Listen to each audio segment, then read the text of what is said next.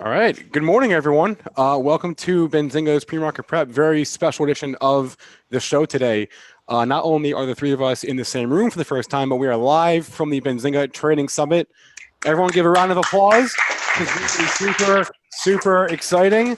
And I'll need to do that for a second. There we go. So I'm Spencer Israel. I'm the producer. Dennis Dick, if you don't know, Joel Elconin on the end there. They're going to do most of the talking. I'll be here in the background. If I can help it throughout the day. We'll bring on a couple people from the audience. We'll do a little ticker time, just shout tickers at us, not right now, but at some point, and we will get them up on the screen, do some technicals. Before we go too much further, I want to introduce someone very special. This person over here on the right to the left of me, his name is Charles. He is the squawker for Benzinga Pro, very mysterious man. Very rarely goes out in public. So I want to give Charles a round of applause because this guy is a machine, like 5 a.m. to 6 p.m. every day, 4 a.m. to 6 p.m. every single day. So up to 2 a.m. sometimes. All right. Thank you very much, Charles. I'll just throw it to Joel and Dennis. Guys, what's up this morning? How's it going? What's not up, Spencer? I don't know. This is the everything rally. Joel, give us the rundown. Okay, S&P futures are trading up 27 handles at 29.6050. Basis the front month contract, we got a target on the upside today of 2967.75. So we want to see follow through that pre-market high. You had to be ready at 6 o'clock to catch that open low. We bottomed at 30.75, open 30.5. Even if you were buying the close at 6 p.m., you didn't take much heat. That was 33.50. Our average range is a bit right around 35, 40 points. So, yeah, we can make a new all-time high, maybe see a little bit more. But that's the main number on the upside.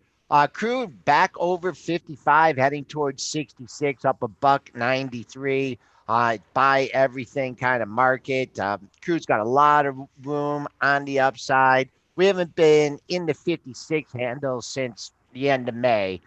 Moving on, gold. Gold's up big today, $36.50, $13.85. You got to start thinking about the round number of 1,400. Don't ask me why gold's up with interest rates going down. It's just, once again, buy everything market. And for Jeremy, Bitcoin's down this morning, Jeremy. The futures are down a little bit, but still holding 9,000. Jerry will be talking more about Bitcoin. I hope he talks about more than Bitcoin. But here we are, over 9,000. And if you're figuring nice target, be 10,000 on that. Spencer, you want to start us out? Well, yeah, I'm a little behind on my news flow today, so I apologize. So, Dennis, what the hell is going on? I've been trying to do it here in the background as we've been setting up for the show live, so we're running a little bit differently here today. I've got 2 monitors on me. I normally have 6, so a little bit different. I normally have 5, by the way. Okay, so there you go. So we're running on a little bit less monitors than normal, but I can tell you the monitor that I'm looking at is all green, and I mean there is so much green on the screen. I've got a filter running 1,000 stocks. So some of the main ones, there is 1, 2, 3, 4, about 13 stocks trading down here today. So, yeah, and you're talking about 1,000. So if you look at the other one, the majority of your stocks are up. Like we said, this is like an everything rally. Gold's up, oil's up. The TLT is trading higher. You've got every other stock seems to be trading higher. So it's a rip your face off rally. If you're short, I am sorry because the stocks are, a lot of them are higher here today. We do have individual news. And I'm going to jump over to that right now. The big mover of the day from Big Tech Land is Oracle. Oracle reported earnings last night. And Spencer Israel, how were those numbers? All right, what were the earnings last night? They had earnings and guidance. So Q4 adjusted EPS $1.16 beat the $1.07 estimate. Sales also beat 11.13 versus $10.95 billion. A beat and a beat as far as guidance goes. Q1 EPS guidance growth of 12 to 14% is what they guided. The EPS was in line with estimates or a smidge higher. So that's a good report. Still have this in my long-term portfolio. It's one that usually disappoints on earnings, but I guess they report on the right night when everything's decided to rally here. Stock trading up 5.8% here in the pre-market. Joel, is this an all-time high? Can we go back like I can. Yep. Is this a real all-time high for Oracle, or is it close to it? It's blown it away. The high during the tech bubble was back in just around $46. Okay, so we have been making. We got to get up to 56 here. We're trading 55.73.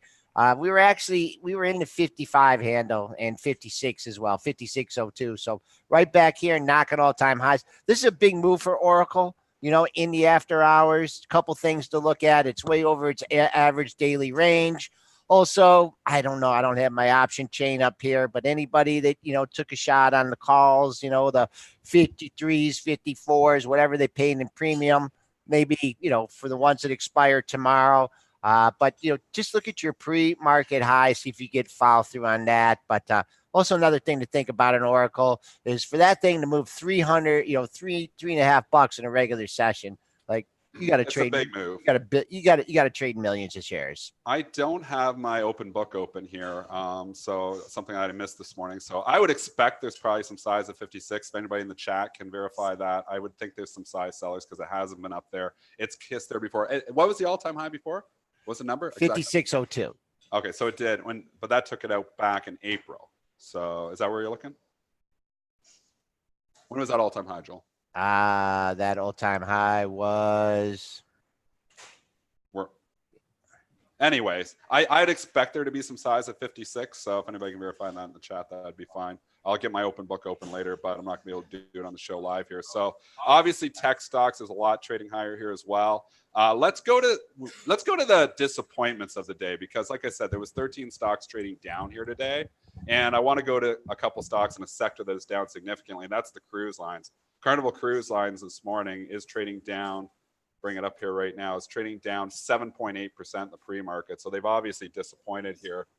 I think I'm doing some video stuff, so keep on going. I'll give you the numbers. Okay, so he'll give you the numbers here in a second. We just lost another monitor, but CCL trading down for $4 here. It's disappointed. NCLH trading down in sympathy here. We've also got RCL trading down in sympathy as well. So the cruise lines are going to be a source of weakness. Joel, do you have any levels here on CCL? Okay, I take a look at my having trouble getting my pre-market charts up here, but man, we're trading down over $4 at let's see here. I mean, what's the low of the move here that we had? That was under 48. I just back in at the end of last year, we had a low at 46.39. Where are we trading at now? We're trading right there at that area. So I look at that at potential support. That's also the support on the monthlies. If you want to go back a little bit farther, under 45, you look at a couple monthly lows there late in 2016. Jumping over to RCL and NCLH, the two sympathy plays here. Explain sympathy play a little bit, Dennis. Well, just in any stocks in the sectors tend to move together. So we can get a leader reporting. And it's always important to remember that the first stock to report is usually indicative of what the other ones might be doing. Sympathy doesn't work as well when you're the last stock to report, because you already know what the other two did. I see a lot of traders, newer traders, come in and say, after you've had a couple of reports, for example, even the banks, you'll see, the banks respond in a certain way. And then you get to a stock like maybe Morgan Stanley that reports later, a week later. And the sympathy move isn't going to be as dramatic for Citigroup or for Bank of America because they were earlier to report. So you always got to remember, if you have the information already of the previous reports, maybe they report a few days ago, you're not going to see as big of a move. But NCLH and RCL haven't reported for a while. That's why you're seeing a significant down move with the CCL. Okay. You're back. I'm back. Sorry, I got my video back. So we're talking about CCL here. We'll skip that. All right. We're covered those. Let's move on to food stocks, because here's, when you look at a day like this, and you just got to put it in perspective, you're seeing everything green on the screen. And I mean, it's across the board. You got to think, okay, money's probably going to want to come out from somewhere. I automatically think maybe the defensive stuff. So even though TLT is trading higher, I'd be cautious with some of the defensive names. Food stocks are probably going to be a source of weakness because, one, they're already defensive. Secondly, you've got a stock in the sector that is disappointing here today, and that is DRI. Give me those numbers on DRI. 1 second as I pull it up on my handy dandy Benzinga Pro. DRI reporting earnings this morning. Q4 adjusted EPS $1.76 versus $1.72 estimate. Sales at 2.23 versus 2.24 billion. So essentially an inline report, slight beat on the EPS, slight miss on the sales. They are raising their dividend from 75 cents a share to 88 cents a share. That's notable, and they gave some fiscal year 20 gap guidance of the mid $6 range. It's trading down $5 here in the pre-market. It's been a consolidation station here for a while. It's just obviously starting to, it looks like it's going to resolve itself to the downside. I would have said that 115 was big, but it looks like we're going to take that out. So now you're going to bounce down probably to the 110, and potentially you can look at the March lows, and the March low going back all the way to, just trying to go 106.75. So there is some room here. If you're coming in at 112, I would say it's mostly air in here. That's the concern. Get back up near that 115. We always subscribe to the theory that old support could become new resistance. That level sticks out like a sore thumb. So I think if it ever did get back up to the 115 and a little relief pop, I think you'll find sellers. Okay, I'm looking at this on the dailies here, and I see a cluster of lows in April around the 110 area. Also had some lows in that area back in January, and then you had a gap up. So, you got to think about this too. Shorts and been sitting on this stock for a while. Here's some bad news. Here's a good opportunity. So I don't know. To me, this 110, we're trading a little bit away from it, but I like 110 as support. You've got Kroger trading up, though, so that's going to actually help the stocks go the other way. Spencer, give us the numbers quick for Kroger. Kroger, yeah. I thought we were out of earnings season. What happened? I know, they're all coming back. Yeah, all of a sudden. All of a sudden, when we don't have information all set up. Q1 adjusted EPS was in line at 72 cents. Sales, slight beat, 32.25 versus 37.25 versus $37.21 billion. So essentially in line on the earnings. They gave some fiscal year EPS guidance, 215 to 225 is the range they gave. I look at this rally. I see all kinds of highs in the 25 area. I would think there's probably size there as well. Jazz, can you verify any size in the books? Like I said, I don't have my book here when I'm in New York. $25, I would think there's some size just because there's 3-4 tops in the same area early June. And what we mean by size is that there might be a significant seller sitting in there in the book, and that can stall the rally because it takes a big amount of money to take that out. Looking here at 24.50, you know what? I'd be a fader of this rally, I think, on Kroger here. And if it comes up near the 25, you got to give yourself some room.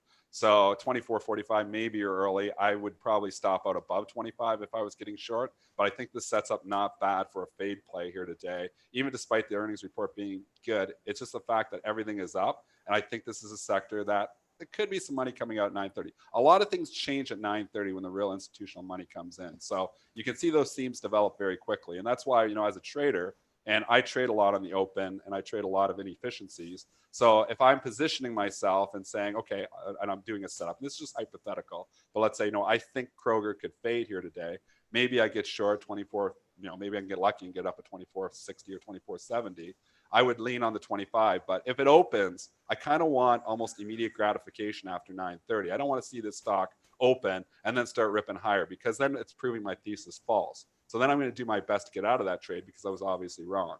I always say you can put on any trade as long as you know where your out is. If I was shorting Kroger, I would probably be stopping out above 25. All right, I do got my my 24-hour chart now, so I'm back in my comfort zone. A couple things to look at here. Street kind of leaning the wrong way into this report. A couple of red candles going in, so people are going to be happy to get their money back. 25, just a bunch of daily highs there, right around that area, just above and below. But I think if you're a longer-term holder in Kroger, you just got to look at that gap down that it had in March and like that 26 area. I remember playing off 25.87, 25.89. So, if they get really excited in this and they get it up to 26, that's going to be a major level. And They're already going the other way here. So we just talked about it 24. What are you guys doing? Are you guys hitting Kroger already? Don't do that. Everybody's hitting the bid as we're talking bearish on it, but it just dropped 50 cents here. So.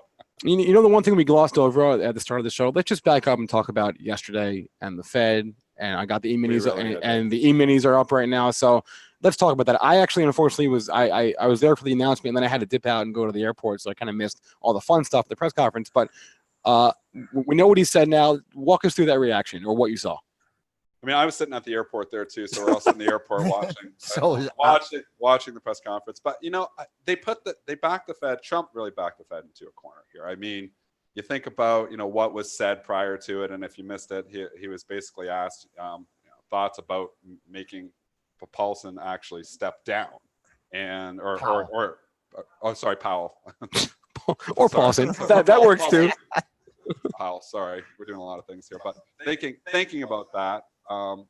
If you were Powell and he's kind of being threatened. There was no way he could lower interest rates yesterday after that was said. I don't think they were going to lower rates, but they still obviously took patient out. That was the big thing that was done yesterday. They took the word patient out. So they set up well for a July cut. But like we've been saying on the show, I don't understand why all of a sudden, the data shows completely different than where we were in December. Because in December, we were all worried and we were, raising rates. And now all of a sudden they're talking rate, it's like they were dead wrong. And now they're backing off. Or is it just, that they're more market dependent than data dependent, which is what we've been talking about for a long time. I think as the markets make new highs, it becomes less likely of rate cuts. But July, they're saying is priced in for 100% rate cut. I mean, we've really been rehashing this on the show quite a bit, and I think you need to cut interest rates. I think you need to, save them for very special occasions. I think you look at where GDP is, unemployment. I do the eye test too, being in the Motor City. I mean, it's booming. I mean, do we need more cheaper money? I don't think. I think you need to save it for a time where the market is like the financial crisis. I don't think we're anywhere near a financial crisis right now. You have an election coming up. So, I mean, if he's trying to fine tune the economy for the election, I think that's going to be a big thing going forward. I don't even take the hike in July. I don't even, They're going to hike in July.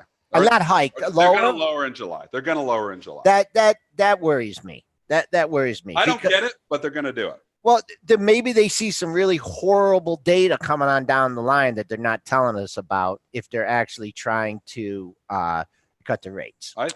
I think the bottom line is they just got spooked. I think they got spooked in December when they were obviously raising rates and the markets responded in the way that they did. And we fell 15% in 15 days.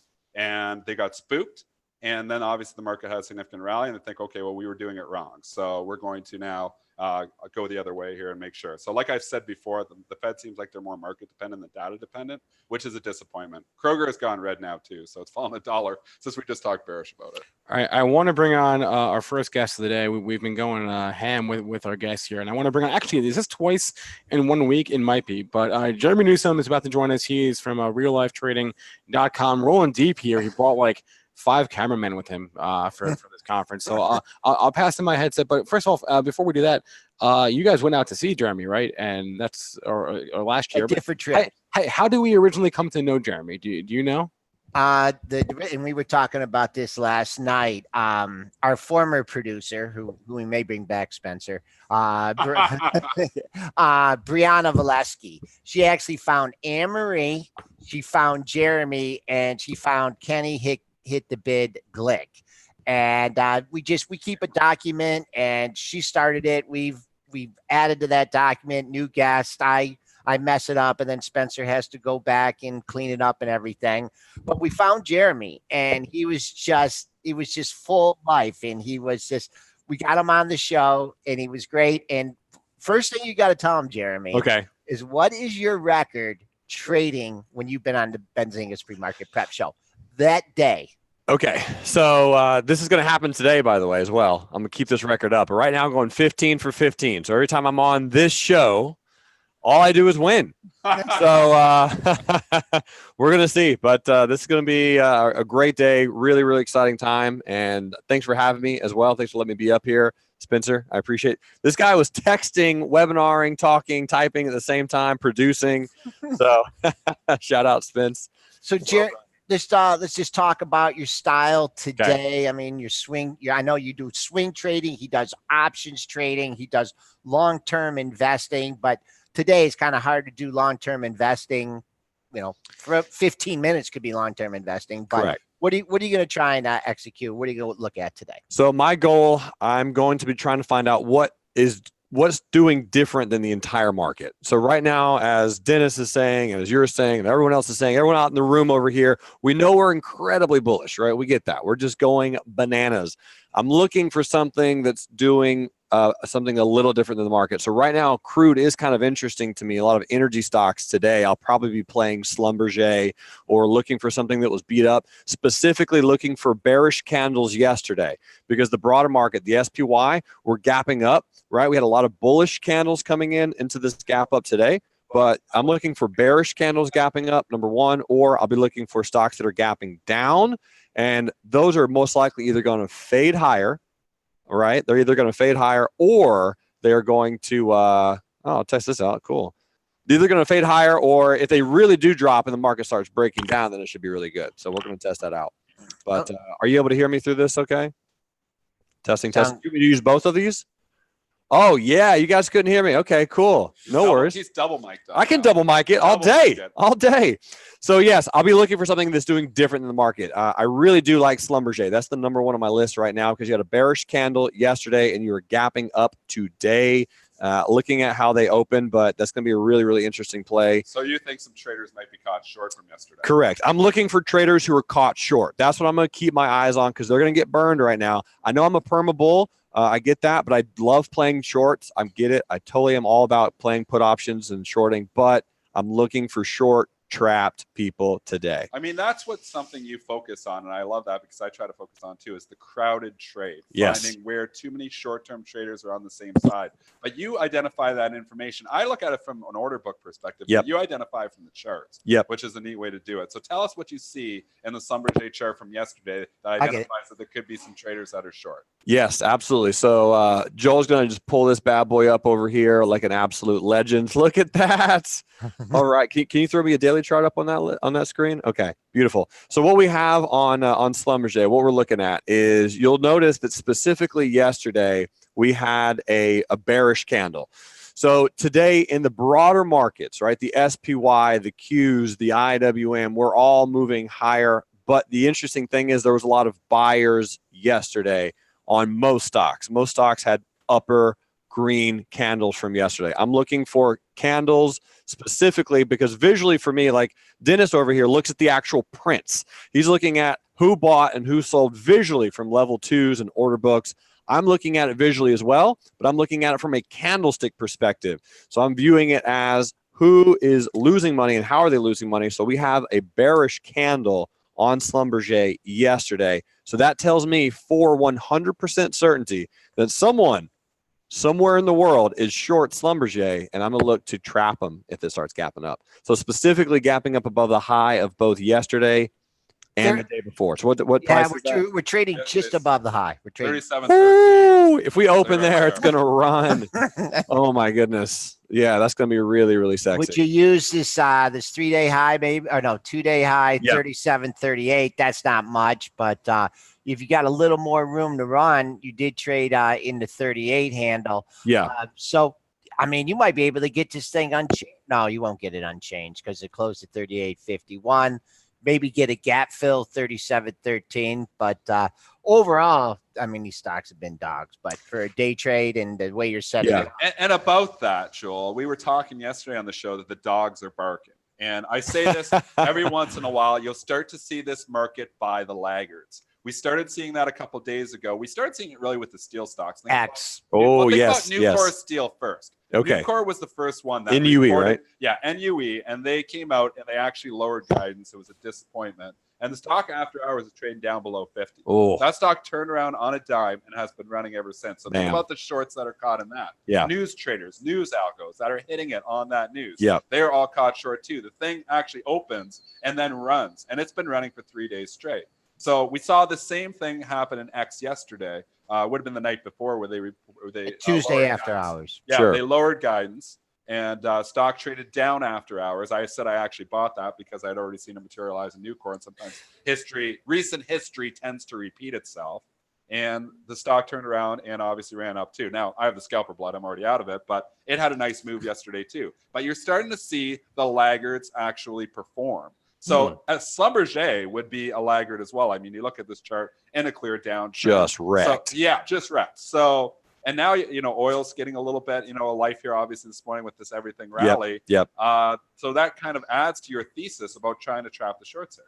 Yeah. And that's really all I'm looking for, ladies and gentlemen, is just purely when a market, when the broader market's doing everything. Okay. So if we're down huge, which will happen at some point into your life, or up huge, which is happening right now, I'm just simply looking for not to get caught up and not to get emotionally sucked in, because as Jesse Livermore said, The stock market fools most people most of the time. So we have to look for something that's not massively obvious. If you see it's obvious, you're probably late to the party. So you just simply have to look for something that's a little bit different than what everyone else is talking about, what everything else is doing. Let's talk Beyond Meat. You were in this for the last move. Are you out now? I'm out. Yeah, I got out at open on what Tuesday? You got the high. Yeah, yeah. I sold to somebody. I sold to him, man. But again, it was not a lot. It was not a big position. I tell everyone that. It was a speculative fun position. It was a speculative fun position. I wanted to make money. I wanted to make enough money to buy some steak, and I did that. I think when you're trading these stocks, it's important to know how quickly you can lose money in a stock like this too. Is it up again? It's this morning. We'll just bring it up here right now. We'll see what's going on. Beyond Meat is actually trading up, and the everything is up market. It's up $4.80.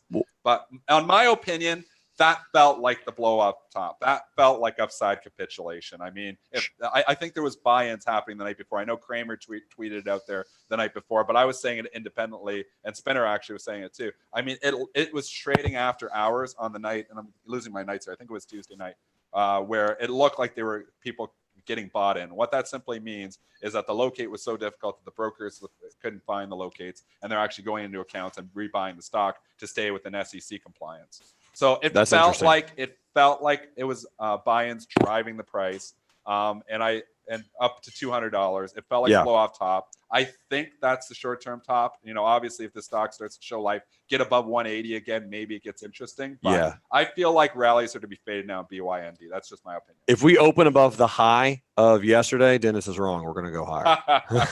High of yesterday is 174.45. We are right there now, 174.79. Yeah, if we open above that high. And in a stock this, then you got to give yourself a little wiggle room. Agreed. 175, 176. I'd say above 180, I'd be able to willing to admit that I'm wrong. Yeah.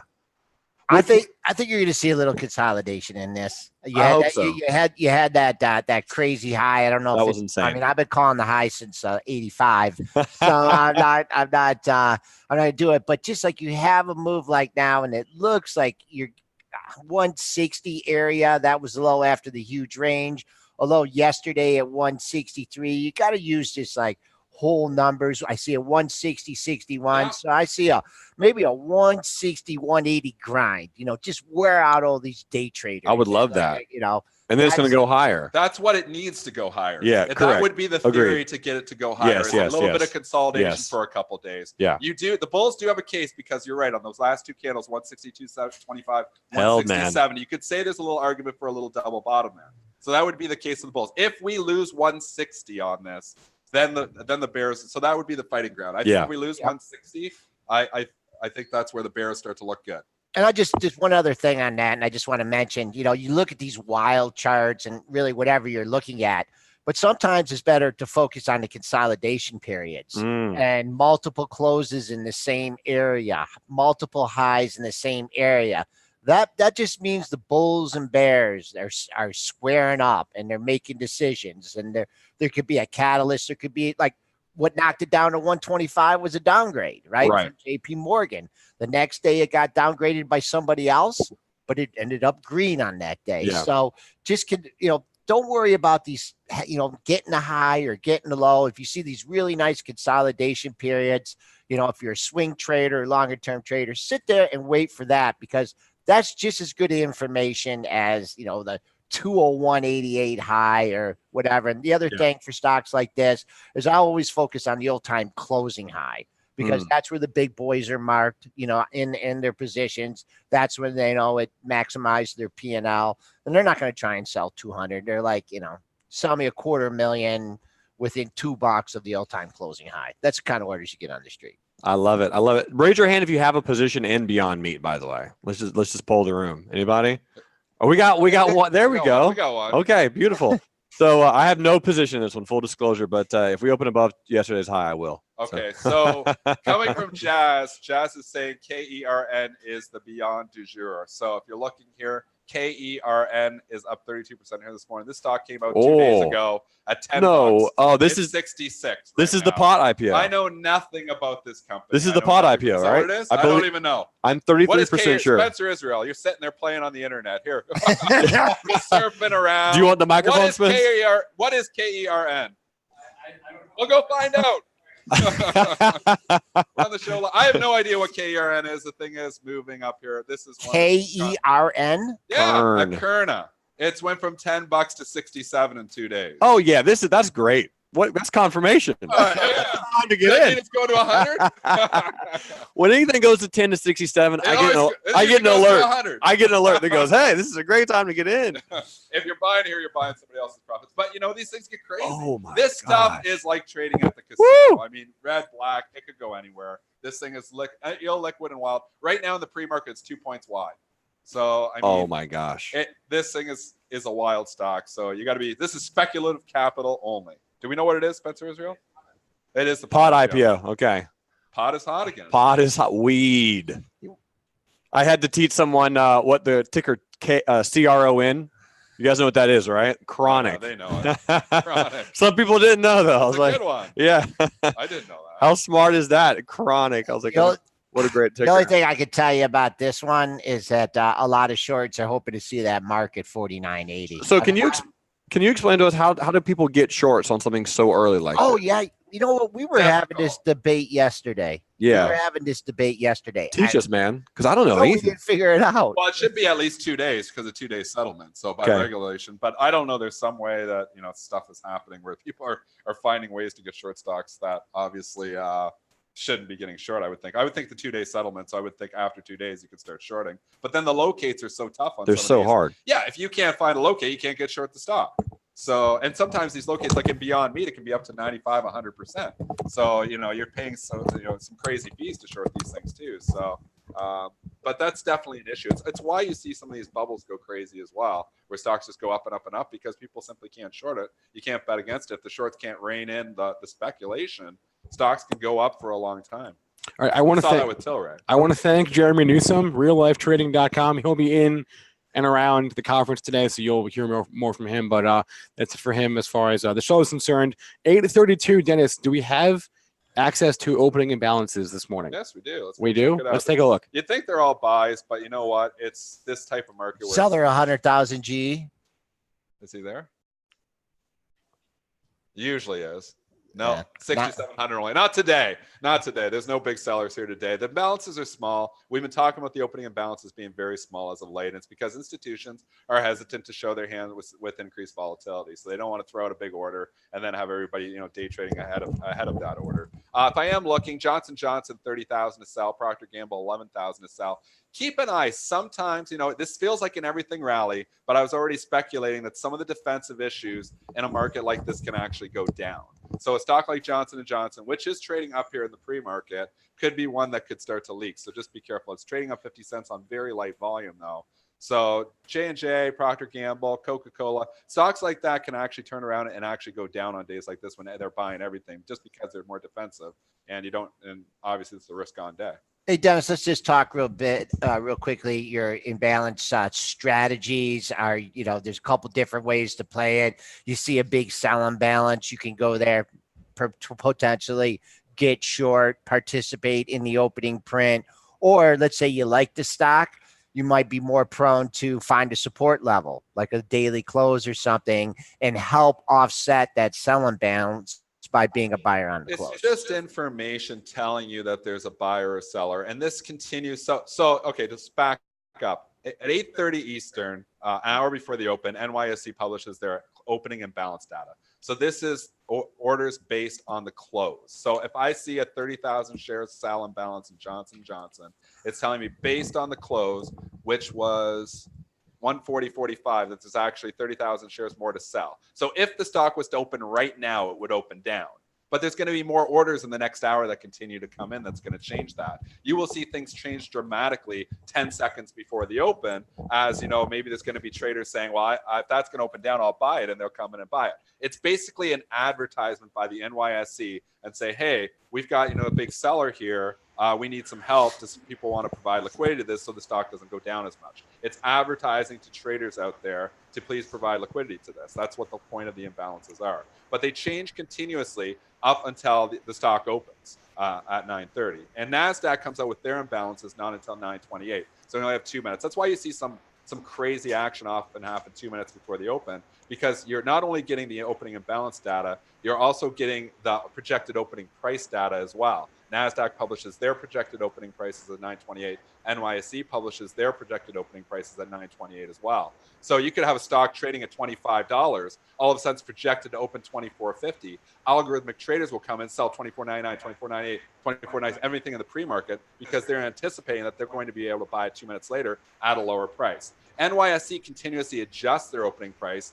NASDAQ actually closes their auction at 928. So it's closed basically to the general public, although market makers on the floor can still offset. So they still give an advantage a little bit to anybody who's Dennis, there's no NASDAQ floor, but anybody who's what about if there's earnings on a stock, or if there's a big analyst rating or something? I mean, that all affects it. So sometimes, maybe there's going to just be a big seller on the open. Maybe a stock is looking pretty good in the pre-market, but all of a sudden, it's got some major sells, and a big institutional seller might keep the price too low. Maybe it's going to give you an opportunity. So the way I trade is I kind of, have an idea of, where stocks want to be.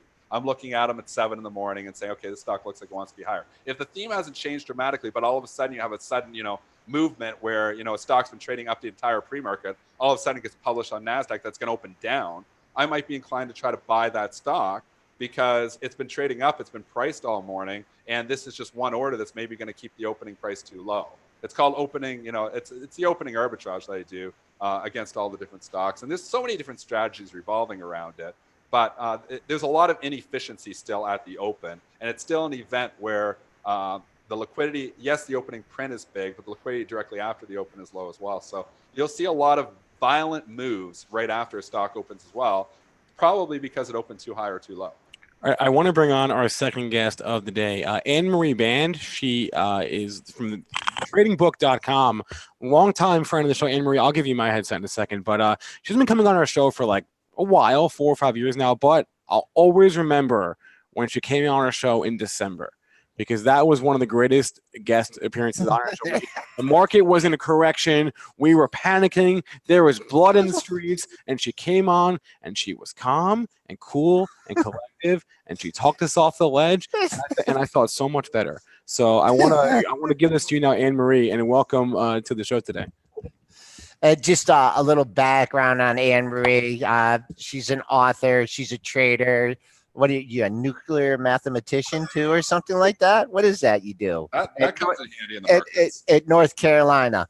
But the big reason we have her here today is you see the enthusiasm of someone like Jeremy trading gaps off the open.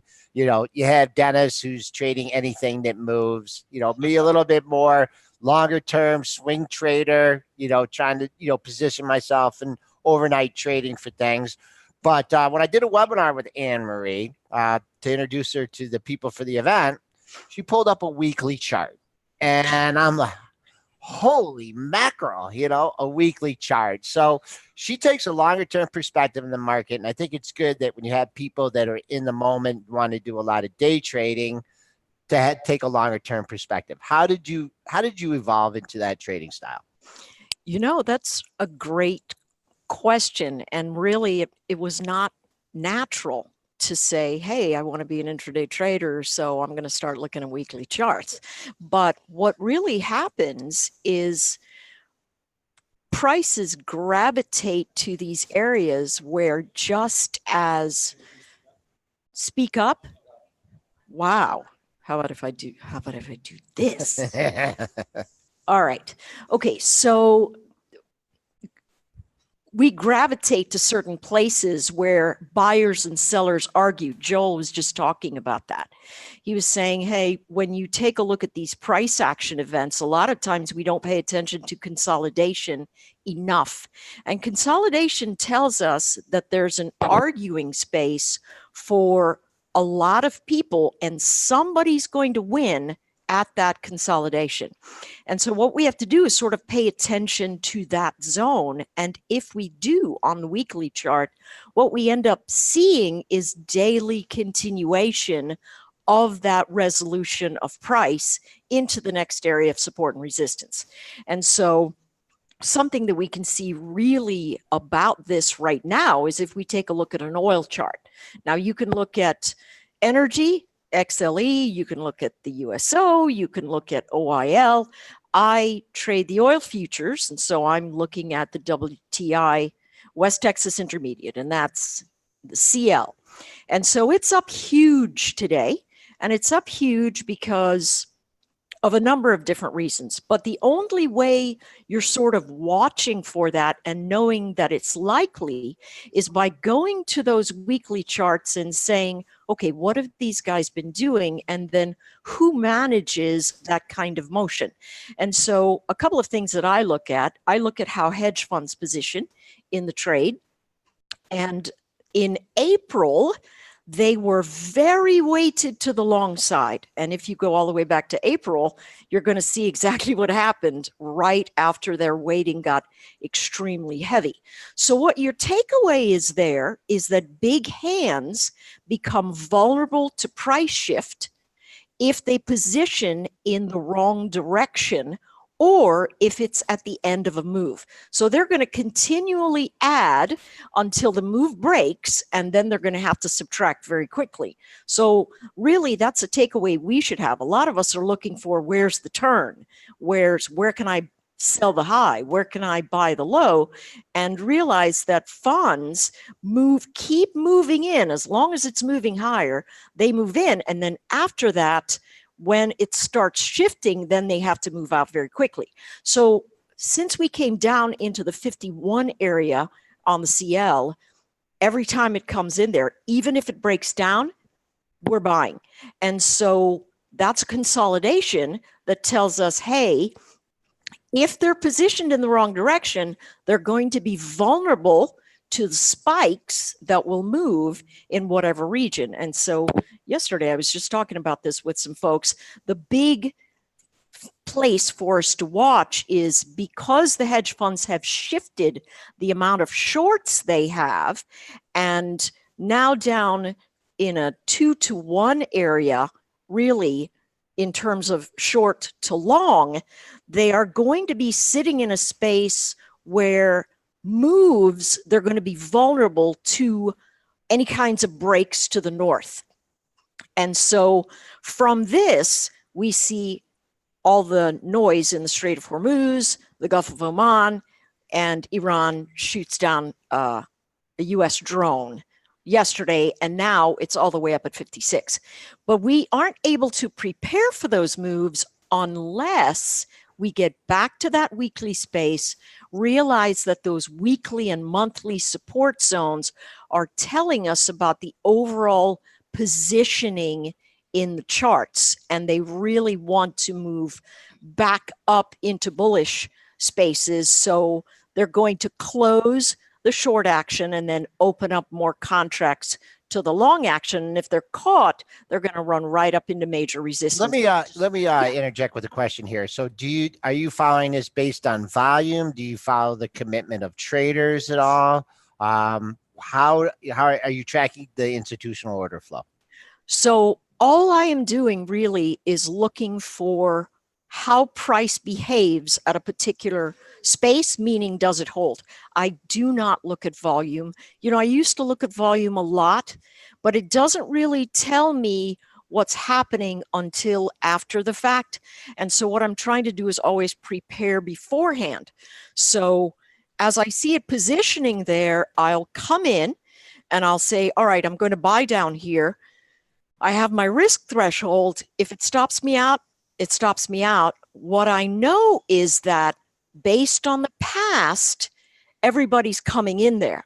And so I'm just looking for price to hold and that movement of upside motion through the early morning stages or through the overnight stages. Will you go with hard targets, or are you more apt to be moving your stops up and getting taken out a little bit on the downside? Or do you come in with something like, my target's 56, I'm selling no matter what? You do? Okay. I'm very target oriented because, again, what I'm looking at is where did everybody argue the last time? And so we had a ton of arguing at 56. If we breach 56, we've got the next bit of arguing at around 58 and then from there, it goes to 65. Joel was talking about this number this morning, 65 to 66. That's where everything collapsed the last time. And really, it was because of just a massive weighting in essentially the wrong direction. And so after that move, things start to go down. But really, energy is in a big basing space right now. And so it could be the beginning of a turning of some sort in terms of whether the global slowdown is really going to be as slow as everyone is predicting, or if it's going to be not as slow. And we really are at these pretty low levels. That being said, if we fade, which we should off of this, because this is a knee-jerk emotional movement because of the saber rattling across the waves. So that's going to fade. As it comes in for the fade, if it doesn't hold that 52, 51 area, we're going to have to look at 46 as those motions. We just have to think about things from that perspective. And just real quickly, to incorporate the overnight session, the 6 p.m. because that's what I use for opening everything. I mean, to me, waiting until the next day. So are you basing your calculations on that 6 p.m. open and then the 2:30 cash close? Is that how you figure your levels? Exactly. Okay. Because big things happen at those edges. They sure do. And that's really, really important. You want to look at where's that opening tick? How does that opening tick hold in the first bit? And, we are very far from the opening tick. What about all that data that comes out? The data that comes out on Tuesday night at 4:30, and then Wednesday the API and the supplies. I mean, you just try and stick with your position through that. I mean, I see people try and trade at knee-jerk reactions. I mean, they're important numbers. Do you just try and not react, but just hope it doesn't knock you out of a position with a stop? My thought is always, whenever I get into the market, I think to myself, how are people going to respond to this information? And if that information is unknown to me and I'm not clear on how they're going to react based on how much buying versus how much selling. For instance, let's say, what is today? Thursday, right? So we had So we had the EIA yesterday afternoon, and that number came in. My thought is basically the charts are going where they're going. I agree. And the news is just going to either get it there faster or slower. Great point. Yeah. One thing, and I just wanted, and what your perspective is excellent here, because we're such a short-term show, and we talk, a lot of times, very small moves. I'm a day trader. I'm a scalper. I'm looking, for the quick buck. But, when you sit back and take the long-term perspective, I mean, a lot of, this daily noise, when you can look at the long-term perspective, you get that out of there, because a lot of traders will get caught up in the noise and they'll get shaken out of positions. How do you take that longer-term perspective and ignore all the short-term noise? I set alerts for price action, and then literally I sit on my hands if things get crazy. Literally, I put my hands under my legs and I go, okay, you're just going to watch this. Because the second I start feeling, we all feel things emotionally when price action starts moving. And the second you make a trade without thinking through the logic of where's my risk, what's going to happen if the wheels come off the bus here, and if I'm wrong, am I able to reposition, realign, and get back in with a clear head? And the second I feel that coming, that emotional movement up in my gut, I will literally slide back from my desk and sit my hands under there, because here's the bottom line. How much will it hurt if you miss the move versus take the move in the wrong direction? One is an opportunity cost associated with not participation, and the other one is a gaping flesh wound to the chest. I'm going to take column A. So, Just thoughts here now. So we've had a significant rally here. I mean, we look at, the S&P charts here, and it looks like, we're going to challenge. We were close, Joel. How far are we from the all-time? I gave you the I know. Give it right to me there again because I have short-term goldfish memory. Okay. We hit 64.5 in the pre-market trading. I have the whole time high basis to front contract at 26.67.75, and that was made on May 1st. We rolled into the September contract. Is everyone, when we talk the futures on the show, when we talk about the rollover, does everybody understand what we're saying when it goes for the June, the financial futures trade March, June, September, and December? Does everyone follow that? If you don't, I could talk about it more later on.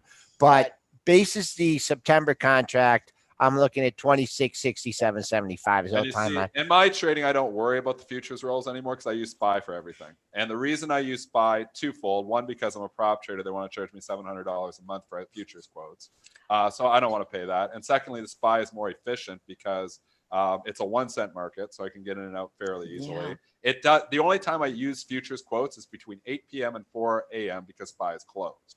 So that's the only time that I'm going to be looking. But as for my trading, SPY tells me the whole story, and S&Ps are telling me that we're at 296.22 here right now. Yeah, right there. It's telling me we're making new highs. Right. So here we are, and it looked, just think about this perspective, Anne Marie. I want to take this back to you because it's where the question was coming from.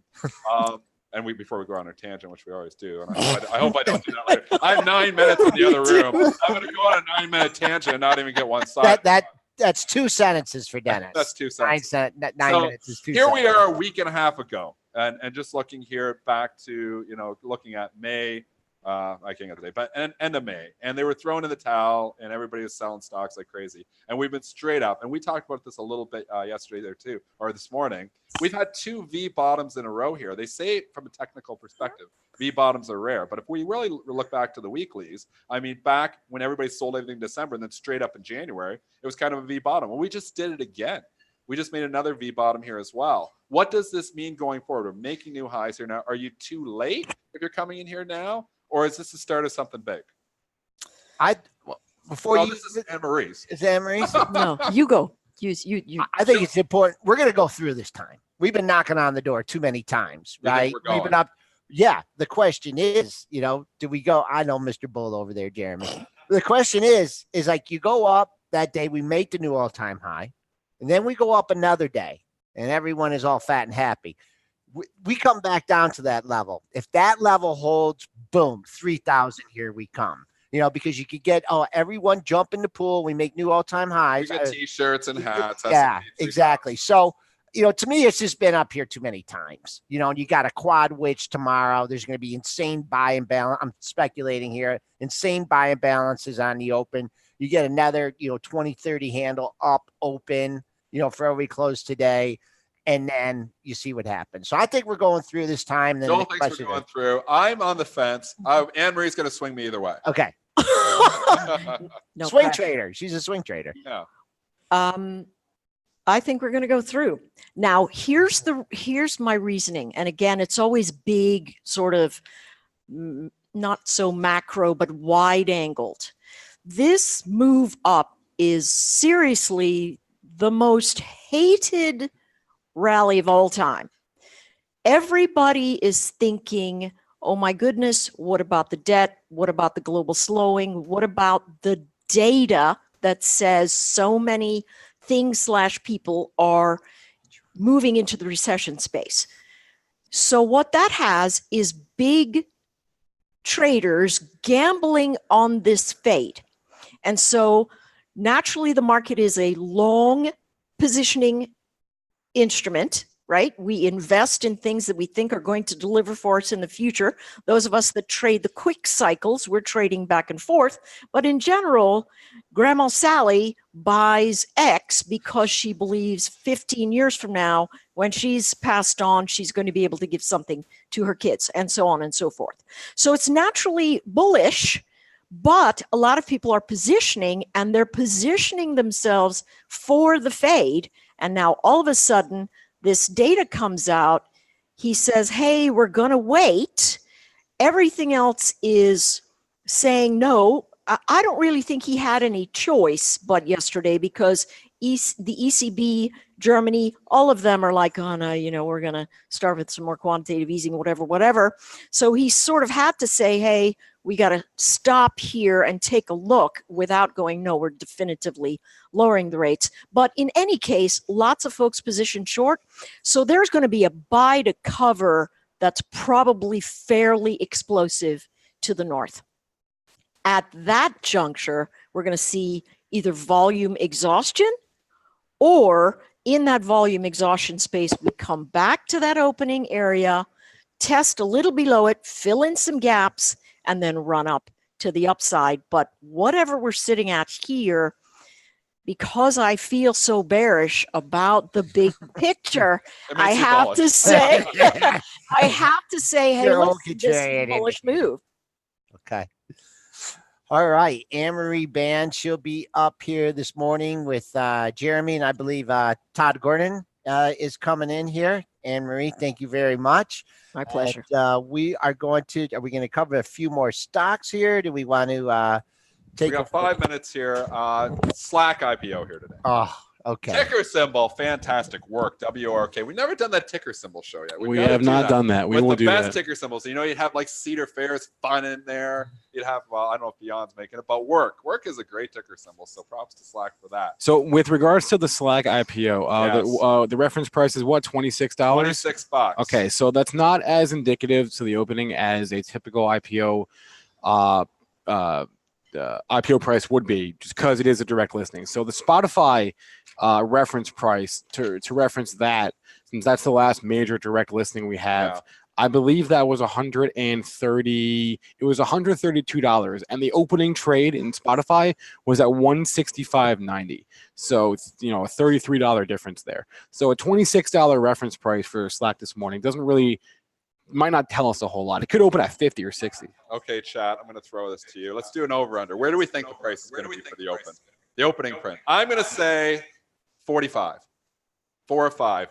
We're going to see who's the closest. Over. And well, just try to, whoever's closest, going to get a 1 year subscription. Can I like prices right? Or 1 month. Can I prices right? You go like go $45.99. Can I do that? Well, I guess if you want. Or $44.99. $45.01, you're gonna go. Yeah, all right, that too. Well, I guess they can do that. So I'm actually at a huge. So I'm at the biggest disadvantage here. I'm $44.99. I won't do that. Joe thinks gonna open down. $45.01. Chat, what do you think? Throw some numbers. Grim, what do you think? Where's Slack gonna open? $55. We got one. 55. You know what? 39. 48.01. Trader. You know what we could do? You know what we could do? We could. What's Raz? Raz has one. $68. Raz, we have a high bidder. $68. Jason Raznick. You know what? We if we want to do this for fun, bid is out there. You know what? We do this for fun in our office sometimes, where I do this like in the Derby and things like this. Why don't we all like put $1 in a hat? And we'll have to put real money to it. Yeah, I mean, and write down where you think it's going to open, and then $50 where it's going to close. And no, I'm joking. But I mean, if you want to do that, I'm at 45. I'm saying 48. Raz is at 68. We got the Warlock. We got Kenny Glick saying 62.50 is the call. I have no idea. But Jimmy Vegas already took it from him. So they've got 2 people on the 62.50 price. All right, it's going to be interesting. Real quick before we wrap up, does anyone in the room want us to address any tickers for them? Just shout it out. What is it? Shopify. Let's talk about Shopify. That got downgraded. SHOP. That get downgraded? Yes. No, it didn't. I think it did. Trading up $5, so I doubt it.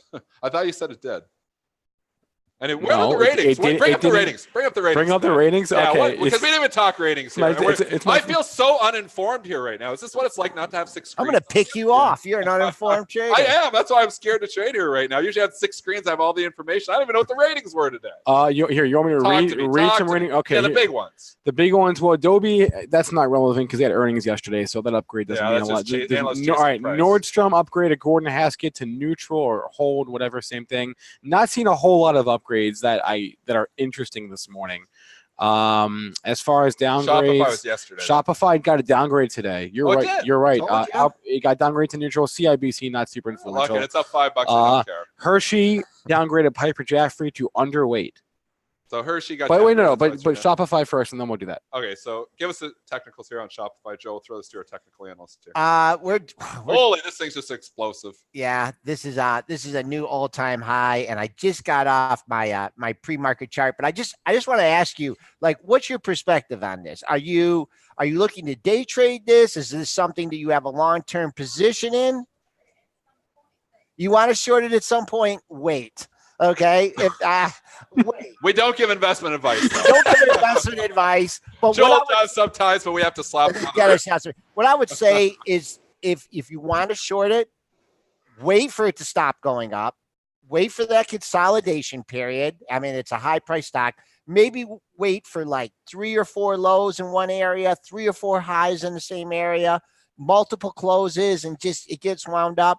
And then if it breaks below that lower area, then you could short it, but you know where your stop is. You know it's the stop of that consolidation. Yeah. So I never like to short stocks making new all-time highs because you don't know how high they can go. We have no reference points. You don't know where your out is. I would actually be interested in Shopify if it broke down through 300, but we just had a consolidation period of 7 days and it resolved to the upside. So it looks like it wants to go high. I mean, it's downgraded today, and it's up $5. That's telling you it still wants to go high. I mean, what's the IBC? Not to hit the Canadian bank. My buddy's a managing director there. But if that would have resolved to the downside when it was in that consolidation period between 300 and 310, it would have been more interesting as a short. Now I actually look at it and think, well, there's some shorts potentially trapped here. Anybody who's maybe on a valuation call on it, it continues to go. So SHOP is scary if to short at this point. All right, let's do one more from the crowd. Anyone got anything? Just shout it out. Go.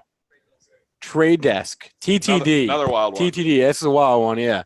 This was one that got hit on. I think it was earnings, wasn't it? Jeremy, was the earnings that got hit on, wasn't it? Yes. And it pulled back significantly. But then, we're not big pattern traders, but it was sitting there a little cup and handle after the earnings for about 3 weeks. And then it just blasted off. And that was when the market blasted off in early June. And it hasn't looked back. You're almost during another consolidation period here again, where it looks like it's consolidating to go higher. I often look, when you're in a consolidation period, I usually like to look at the prior move. Where was the prior move? Because usually it will follow what the prior move was. So if you go, it went from 200 to 250. Now we've consolidated for about a week and a half here. I think it could resolve itself to the upside. If it gets to 260, then you start thinking 280. And you never know. This thing could be a $300 stock. So I would probably be playing this from the long side unless it broke down through 240. Interesting area.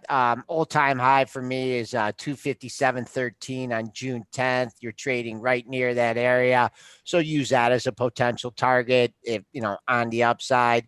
The all-time closing high, I believe, was made yesterday at 251.30, even though you didn't make a new all-time high. So another thing is if you're long these stocks and you're trading them and you're thinking you want to exit, keep a track of that all-time closing high. And if it makes a new high today, but then comes down and doesn't make a new all-time closing high, then that's, something I think of significance to me. Do we got time for one more? Sure, go for it. What is over it? There, in the corner. What is it? MLNT. Okay, we went off the board on this one. MLNT. Don't know it top of my head. I don't know it at all. It's okay. Therapeutics had a huge move yesterday here. Obviously, drug news. Followed through here today. You know I'm a big fan of the 2-day move. So I know nothing about this company until 5 seconds ago. I've never even heard of it. So, but you see this, big move here. If I would have saw this chart yesterday, I probably would have been biased to go long because I like it when you have a consolidation period and then you have a big move. And then often you see follow through the next day as the Johnny come lately say, whoa, this MLNT, I just saw this, overnight here. Maybe people that have a day job and had a huge move, I want to get in that, and they come in the morning. So that's, the 2-day move. So it's having the 2-day move already up 18%. Not knowing anything fundamental about this, it makes it a little more difficult to, make any calls on it at this point in time. But it's set up well for the 2-day move, which we are seeing here this morning. Yeah, and just alluding to Dennis' points, he's a human scanner, but there are sophisticated algorithms and systems that look for a move like this in the stock. And they're saying, okay, this was really the first day, the gap would go, people are caught short.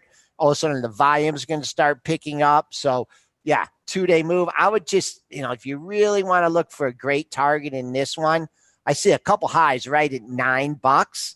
It's a $1.50 away from there. Wait, this thing moves. I don't know if I would exit along there. I sure like to see how it reacts. If I had a day trade or something overnight, like to see, but that just, It ran up to that area, faded hard. People are waiting to get their money back, and it was also almost a perfect double top on the daily. So I like $9 in that one. And I just want to quickly explain the 2-day move. So it's a move in the first 20 minutes to a half an hour on the following day, and it usually reverses around 10. So where this stock is at 9:45, 10 o'clock, if it starts to look like it's stalled out, I would be nervous about it. So you see that first 5-10 minute move, and then you can sometimes see stocks reverse. All right, I'm getting the death stare from Neil.